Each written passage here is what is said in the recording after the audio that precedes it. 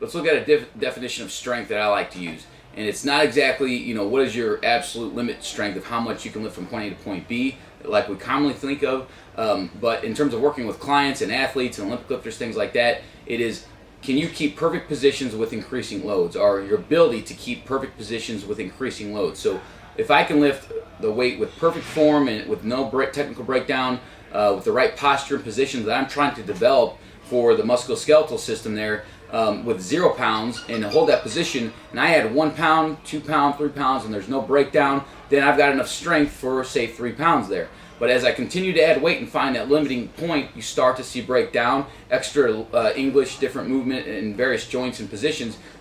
That's a strength leak or a compensation. So you're finding that something is breaking down and you're no longer strong enough to execute that exercise or that posture position you're trying to develop. So think of that and why something might break down and what needs to be strengthened up in order for the whole system collectively to be strong enough to lift more loads. So it might be that one individual spot. There's a great statement that the muscle's weak in integration, or in isolation, it's weak in integration, and vice versa. So you got to think, if I fix that isolated area, will it be strong in integration and not be the limiting factor or limiting chain in that link there? So the point being, think about perfect positions and your ability, and that's what's going to keep you safe and keep you from getting injured. So it's not about, hey, yeah, squats and deadlifts are great for everyone and they're functional and this and that. And why do they get a bad reputation? Why people are scared of them is because people load up the bar and they get too heavy. They lose sight of, say, perfect form and positions, and they suffer the consequences for them. It only takes one bad rep to hurt you or break you down